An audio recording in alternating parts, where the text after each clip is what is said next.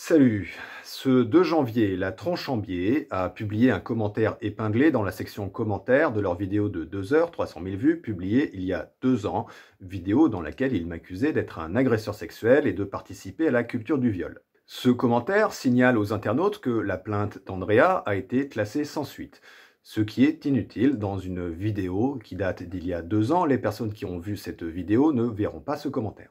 Mais surtout, la Tronchambier se justifie de leur vidéo en prétextant qu'ils ne s'intéressaient pas à la matérialité des faits, mais uniquement ma rhétorique. On va voir en quoi c'est au mieux hypocrite et de mauvaise foi, au pire un mensonge. Je fais cette réponse rapidement pour espérer couper l'herbe sous le pied de ce mauvais argument si jamais ils ont prévu de le répéter en vidéo.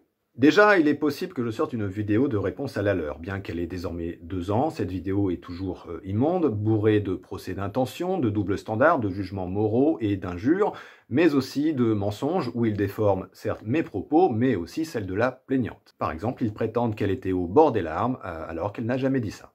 Il est assez clair que cette vidéo sur moi n'avait que pour fonction de me défoncer la gueule, et en profitant de la situation parce que j'avais osé faire une vidéo d'analyse critique d'un de leurs articles, un article où la Tronchambier expliquait que les SJW sont une espèce de menace fasciste. Si ce n'est pas par vengeance mesquine, comment expliquer que la Tronchambier s'intéresse subitement à la culture du viol et à un petit youtubeur politique de 20 000 abonnés? Cette vidéo ne leur ressemble pas, elle ne correspond pas à leur ligne éditoriale parce qu'elle est opportuniste. Pour en venir au sujet, peut-on faire une distinction entre les faits et la rhétorique? Non, le jugement que l'on peut faire du discours d'une personne dépend des faits que l'on considère comme vrais ou non. Un discours n'est pas déconnecté du monde réel. Il n'y a pas d'un côté le monde de l'esprit et de l'autre la réalité matérielle. Il est quand même inconcevable qu'une chaîne comme la Tronchambier utilise le prétexte que les faits n'auraient aucune importance et qu'on pourrait juger un discours en dépit des faits sur lesquels il se repose. On y reviendra avec des preuves, mais quand j'ai dit il y a 2 ans que la plaignante n'était pas sous la contrainte, beaucoup de gens ont été choqués, comme Assermendax et Vled Tapas de la Tronchambier. Pourtant, si c'est vrai, ce n'est pas choquant. Si je dis que j'ai couché avec une femme avec son consentement, si c'est vrai, ce n'est pas choquant. C'est choquant uniquement si on considère que les faits ne correspondent pas à mon récit. L'analyse rhétorique ne peut se soustraire à la vérification des faits. Je précise également qu'à ce moment-là, la Tronchambier critique mes propos, des propos que je tiens dans une situation de crise extrême où des milliers de gens me traitent de violeur, de prédateur sexuel, que je mériterais d'être castré et violé en prison. Ce que la Tronchambier n'a jamais pris en compte et a même justifié. Calmer l'opinion publique, mec, on s'en bat les couilles. L'opinion publique. L'opinion publique, on parle d'agression sexuelle, quoi. Tout ce qu'il montre, c'est que ce qui l'intéresse, c'est de récupérer son confort. Il s'intéresse absolument pas aux victimes, quoi. Parce que certainement qu'il s'est pris des sauts de merde sur la tête à cause de cet extrait, et à bon escient, c'était mérité. J'ai extrait quelques passages de leurs vidéos qui prouvent qu'ils ont tort de prétendre s'être contentés d'une analyse rhétorique. Régulièrement, Assermendax et Vled Tapas parlent de la victime. Il y a beaucoup de références, je ne vous montrerai que cet extrait. On parle d'agression sexuelle, quoi. Il s'intéresse absolument pas aux victimes, quoi. Ça va, en fait. Hein, c'est bon. Oui, il y a un moment, ça Vous, va. les victimes, ça va bien maintenant. Hein. Voilà. Non mais... D'accord. Assermendax et Vled Tapas partent donc du principe que la plaignante est une victime, en l'occurrence d'agression sexuelle. Dire qu'une personne est victime, c'est se prononcer sur la matérialité des faits. Ainsi, ils jugent bien ma rhétorique en fonction des faits qu'ils ont admis. S'ils la considèrent victime, c'est qu'ils me considèrent coupable, sinon de quoi serait-elle victime? Autre exemple. Elle pouvait partir, hein. Attention. Elle n'était pas obligée de bouger le poignet, si vous voulez.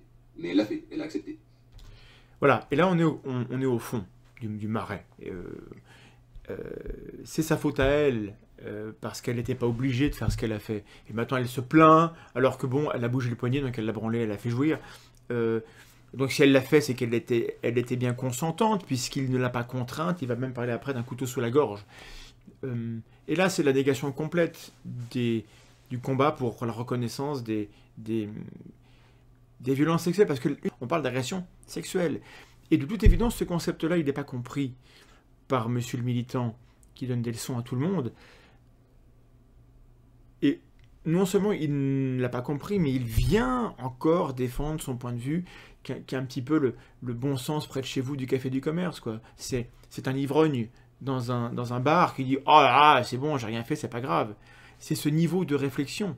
Si Acermandax m'accuse de nier une agression sexuelle, c'est qu'il considère que l'agression sexuelle a bien eu lieu. Donc, il se prononce sur la matérialité des faits. Une agression sexuelle, c'est un fait, hein. C'est pas une vue de l'esprit, c'est pas de la rhétorique. À partir de là, et c'est toute la manipulation de l'intégralité de leurs vidéos, il m'accuse alors de participer à la culture du viol. Pourtant, dire qu'une agression sexuelle n'a pas eu lieu quand c'est vrai, ce n'est pas de la culture du viol. La culture du viol, c'est notamment quand on rend légitime une agression, mais s'il n'y en a pas, ce n'est pas de la culture du viol. Si je dis que les Vendéens n'ont pas été victimes de génocide pendant la Révolution, ce n'est pas du négationnisme, parce que c'est vrai. Et en l'occurrence, non, une femme adulte de 40 ans n'est pas sous la contrainte de masturber un homme par la seule peur de le décevoir, une peur égocentrique de sa propre image dans le regard de l'autre. Ça, ce n'est pas une contrainte, c'est une pression interne. Aucun psychologue sérieux ne prétendra le contraire.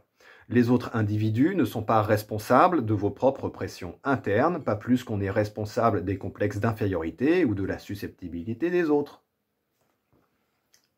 Pour finir, en cherchant des extraits, je suis tombé sur ce passage que j'ai envie de mettre en avant. Elle a refusé, donc je lui ai répondu, bah écoute, moi je vais devoir défendre mon point de vue.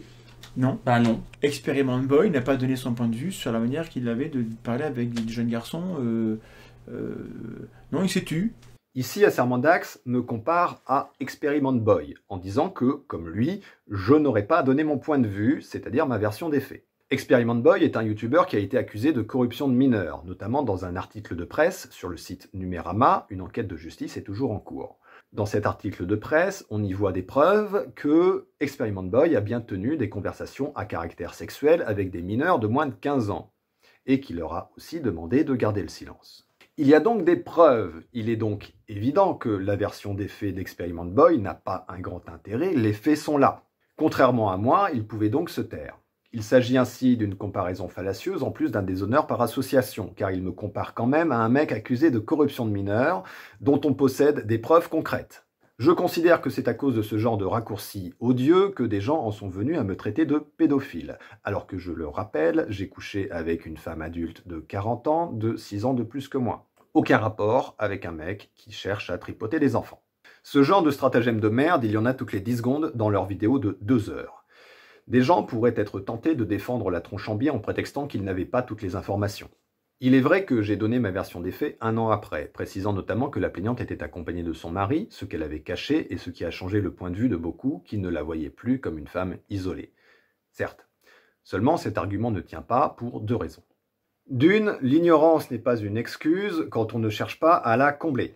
En effet, ils n'ont pas cherché à avoir ces informations et n'ont pas attendu d'avoir ma version des faits complète.